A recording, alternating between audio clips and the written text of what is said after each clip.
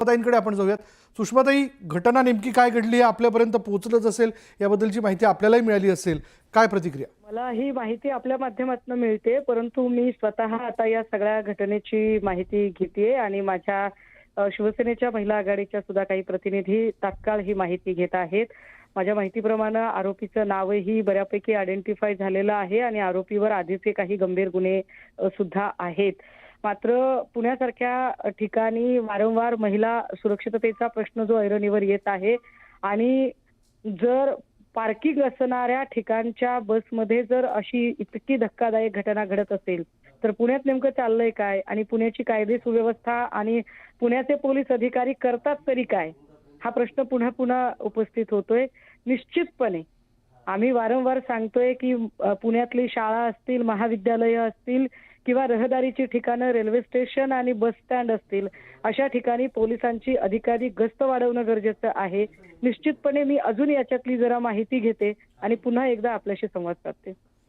धन्यवाद आमच्याशी बोलल्याबद्दल. त्यामुळे पुण्यातल्या या स्वारगेट बसस्थानकातल्या घटनेनंतर महिलांच्या सुरक्षेचा प्रश्न तर ऐरणीवर आलेलाच आहे, पण हा देखील एक प्रश्न उपस्थित होतोय की हे सगळं घडत असताना हे कोणाच्या का लक्षात आलं नाही, कसं लक्षात आलं नाही. कारण पोलिसांची गस्त असणार, अशावेळी 24 तास भलेही बसस्थानकात बस येत असतील, जात असतील, तरी या सगळ्या याच्यात आळीपाळीनं का होईना वेगवेगळी पथकांची गस्त जी पोलिसांच्या पथकांची गस्त तिथं होत असते. अशावेळी तिथं कोणी पेट्रोलिंगला गेलेलं नव्हतं का? आणि हे सगळं घडत असताना बस डेपोचे कर्मचारीही तिथं आजूबाजूला कुठे उपस्थित नव्हते का? जर ते असते तर ही घटना टाळता आली असती. या सगळ्या घटनेत ज्यांनी हे कृत्य केलेलं आहे, बलात्कार केला आहे, तो दत्तात्रय रामदास गाडे, ज्याचं यापूर्वीच एक मोठं क्रिमिनल रेकॉर्ड असल्याचं कळतंय, गुन्हेगारी पार्श्वभूमी त्याची, त्याच्यावरती काही केसेस दाखल आहेत. त्याचा शोध जो आहे तो घेतला जातोय. पुणे पोलिसांची वेगवेगळी पथकं जी आहेत ती त्याच्या शोधासाठी म्हणून चारी दिशेला रवाना झालेली आहेत. असं कळतंय की ही जी तरुणी आहे, म्हणजे 26 वर्षीय तरुणी, ही पहाटे पुण्याहून फलटणला जाण्याकरता निघालेली होती. तिची दिशाभूल करण्यात आली, तिला चुकीची माहिती देण्यात आली आणि तिला एका उभ्या असलेल्या बसमध्ये हा आरोपी घेऊन गेला असावा आणि त्यानं तिथे हे बलात्काराचं कृत्य केल्याचं आपण पाहतोय. आता या तरुणीची प्रकृती जी आहे ती ठीक असल्याचं कळते, पण अर्थातच तिच्याकरता तो सगळ्यात मोठा मानसिक धक्का असणार. या सगळ्याच्यात पोलीस देखील पुढल्या सगळ्या तपासाला लागलेले आहेत. या आरोपीचा शोध घेतला जातोय. अधिक माहिती पुन्हा एकदा आपण जाणून घेणार आहोत. आमचे प्रतिनिधी वैभव सोनवणे आपल्याबरोबर आहेत. वैभव, हा दत्तात्रय रामदास गाडे जो आहे, असं कळतंय की त्याची यापूर्वी काही गुन्हेगारी पार्श्वभूमी आहे, याबद्दल अधिक काय सांगता येईल का?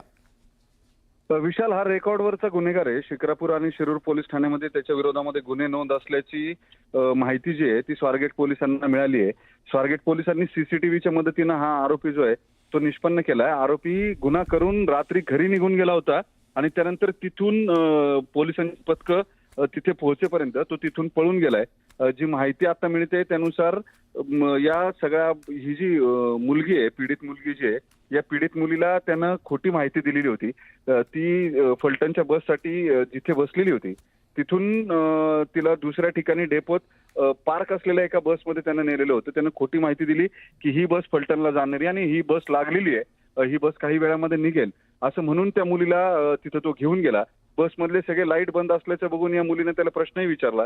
बसमधले तर सगळे लाईट बंद दिसत आहेत, तर रात्र असल्यानं लोक झोपलेले असतील, तू आतमध्ये चढून स्वतः खात्री करून घ्या असं म्हटल्यावरती त्यांनी त्या मुलीला बसमध्ये पाठवलं आणि त्याच्यानंतर जेव्हा तो स्वतः ती मुलगी आतमध्ये गेली त्यानंतर त्यानं त्या मुलीवरती तिच्या मागून आतमध्ये तो बसमध्ये चढला आणि त्यानंतर तिच्यावरती अतिप्रसंग जो आहे तो केला असल्याची माहिती मिळते. अत्यंत गंभीर हा सगळा विषय आहे.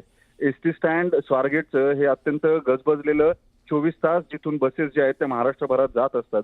गर्दी मोठ्या प्रमाणावरती असते. अशा वेळेस अशा बस स्थानकामध्ये अशी घटना होणं, एका प्रवासासाठी आलेल्या मुलीला तिची दिशाभूल करून तिच्यावरती होणे धक्कादायक